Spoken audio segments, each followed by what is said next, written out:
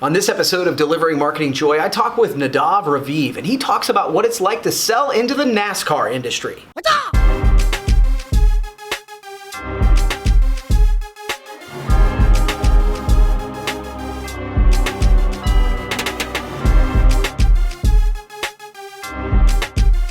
Hey there, and welcome to a brand new edition of Delivering Marketing Joy. I'm your host, Kirby Hasseman, and joining me today, another industry rock star. So excited to chat with him today, Nadav Raviv. Thanks so much for taking the time, man. Hey, thank you so much. Again, I just can't thank you enough for having me. I'm truly honored. You know, I've been a fan of Promo Corner for a while. I've been listening to you and Bill chop it up for, a few years now. And Brandon's my boy over there too. So thank you so much for having me. I really appreciate it. Oh man, I'm excited to dig in. So, and for what it's worth, I think this is kind of cool. A couple people reached out to me and said that you would be a great guest. So, so by request, Nadav is here. So, I did my research on you, and it shows me, obviously you're in the promo and the marketing space, and like many of us are, but you're also in the racing world, which is interesting to me, a little bit different. So can you talk to me about how that sort of came to be and what that's like for you?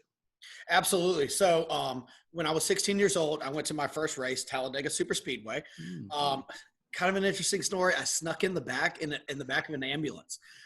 My friend's brother was a medic, and he gave us medic passes, so we could walk around the track. And I really got the full treatment. It was Dale Jr.'s rookie season, and all my friends said to enjoy racing, pick a driver and stick with him. And of course, he's a rookie. I'm a rookie. So Dale Jr. was my guy. And Talladega is Earnhardt country. So, and it's right down the road. It's about 45 minutes away from me. So that being said, I continue going to races, 2 races a year. I've actually been to, I think, 41 Talladegas. Yeah. So over the, 20 something years I've been going. When I was bartending and stuff like that, and I got an opportunity with a great local company to jump on in the promo world. 3 weeks in, I landed my first client, Talladega Super Speedway. Nice. So they gave me an opportunity to find them an item that was 50 cents, in a high quantity. And I found a little tire tread bracelet, and it just picked up from there. One thing led to another. They kicked me down to their parent company, ISC, International Speedway Corporation, down in Daytona, which led to all their family of tracks, which actually ISC was just bought by NASCAR. They own, like anything speedway, anything super speedway, anything international. So, Richmond, Phoenix, yada, yada, yada. So one thing led to another. I really became, ingrained in the sport. I got to meet some of the people, got to meet some of the players. Unfortunately, things didn't work out with my first promo company. And when I left, my friend had just bought a NASCAR team. And so he says, you know a lot about NASCAR, you know a lot about marketing, and you're unemployed. Perfect storm.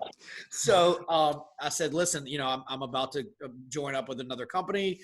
So you have me until February when I'm allowed to go and join that company. He hook, line, and sinkered me with one of these guys. And I said, he got me that. That's, the all access pass. And I'm like, yeah, you got me. I'm in it now. Unfortunately, things didn't work out with his company and the racing family that he was in.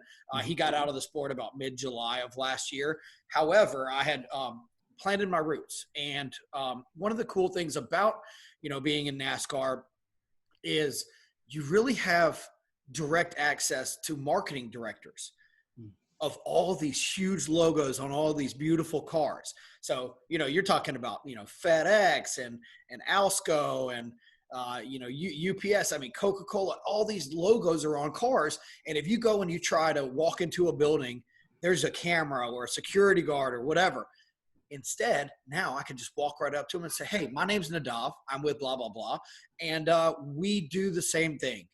And I really forged a relationship with some of these clients, some of these marketing directors, going up into their suites or seeing them in the pits or whatever, and just seeing them at dinner even, and talking to them and saying, what is your goals? What are you trying to accomplish through your NASCAR sponsorship? Because while I'm in promo, I also work for a couple drivers doing business development, selling sponsorships.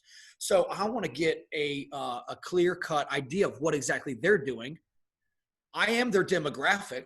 I am a race fan, right? Yeah. So I know what they're trying to do, but how are they trying to do that? So kind of deconstructing from both sides, right? And finding exactly how they're trying to utilize their sponsorship dollars and gain the most out of their ROI. And most people think, it's the TV. You know, you see the logos on the cars. Well, it's not really that. NASCAR is, for the best, for lack of a better term, or actually this is probably one of the best terms, it's a rolling country club.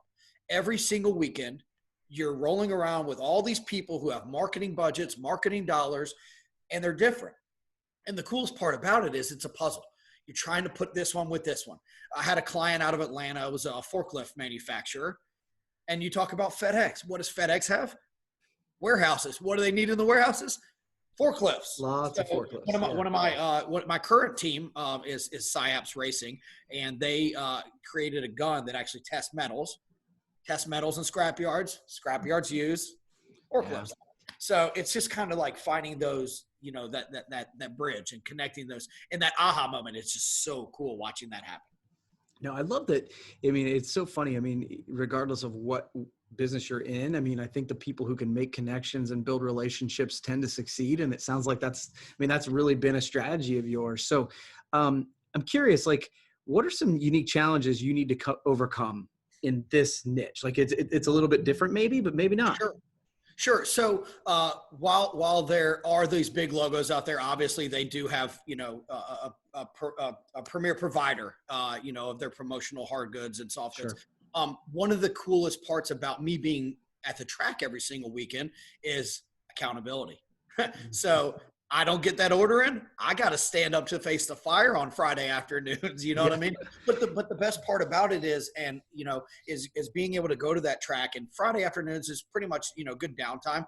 I can go lock myself away in the hauler, where they haul the actual cars in, and there's Wi-Fi in the back of the hauler, and it's kind of a nice little office with a couch and everything. Is really, really nice, especially for really good teams. And then when I'm done dealing with my, you know, promotional marketing clients with my main book of business, I can go out and schmooze with all these people and show them what's working, show them what's hot, show them what's cool, and kind of, you know, just stay in front of them constantly. And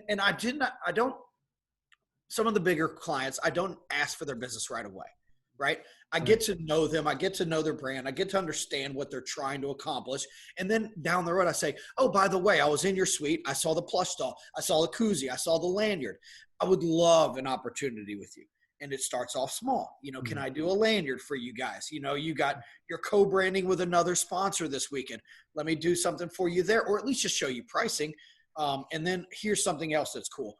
And I mean, I'm telling you, like right before the pandemic hit, one of my clients ordered, I can't remember, like 125,000 units of hand sanitizer or something crazy like that. They saw the writing on the wall and, you know, they got it. They were doing it for, you know, multiple tracks with multiple different hospitality suites and giveaways. So you just kind of, you know, like I said, you just got to see the angles and just get in front of them and stay in front of them.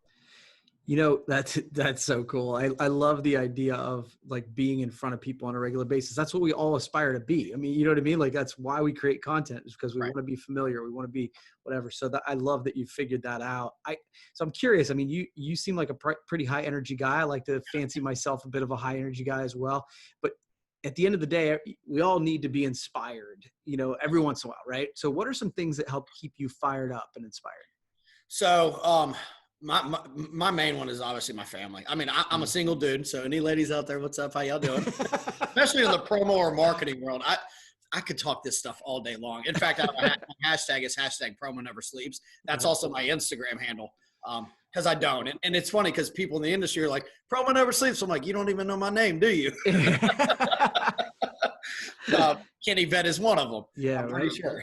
I think he finally learned my name. But, you know, my family is an inspiration to me. I you know, to make my family proud and for them to see that I'm being, you know, invited on a show like this, or I'm being published in a magazine. I mean, my grandmother and my mom, my grandmother and my mom are both pillars in the community. You know, my mom was the director of the Jewish Day School. My grandmother started the Holocaust Education Center. I've got big shoes to fill. You know what I mean? And to do that, I probably need to make a little bit of money too. So it's kind of cool that I get to, do stuff like that. But I'm very process oriented. Every morning I do my same routine, and part of that routine includes a motivational post. And, one of the things that I love about that, besides the accountability of me doing it every single day and my mom calling me and saying, "Are you dead if I don't?" is I get these text messages or emails from friends, and I'm like, and they say, "You inspired me to do this." I had a young lady the other day, I started doing yoga, and she says to me, "You inspired me to pull my mat out." Done. That will feed me for so long. That's all I need. And it's just that the fact that I'm helping others and just, being an inspiration or a motivation to somebody who's not having a great day. That's always what I've said. If I can make one person smile a day, then I've done my job. Yeah. No, that's at the end of the day, I think one of the things that's understood, I guess, is the idea that if you want to feel better, make others feel better. Like that's a great piece of advice, Nadav. So you've answered my 3 questions. I give everybody a chance to ask me a question. Do you have one for me? Yeah, absolutely. I was just pulling that up. So, Okay. As I've said, I've over my 5-6 years in the promo world, I followed you and your career a little bit from afar. I think Brianne is one of the young ladies that you mentor, and I had the opportunity to help and mentor her as well, which was super fun. What is your favorite thing about bringing people marketing joy, and what is your favorite aha moment about being in our industry? That's a great question. So favorite part about marketing joy, I think so the concept of marketing joy came from, really us doing an event for ourselves where, we, I think, lose sight of how cool it is to deliver, the promo, the branded merchandise, right? And we were doing an event for one of the first times, and every time something came in, it was like the whole team came to the front and we opened the t-shirt box or whatever. And it was like this little tiny piece of Christmas.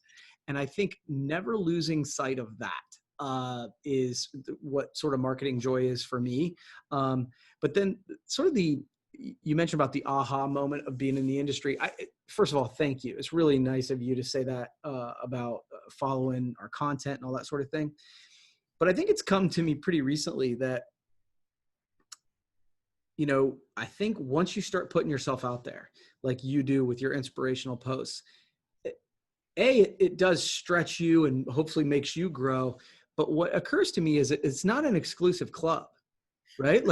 Nobody told me I was allowed to do this show. I just one day decided to do this show.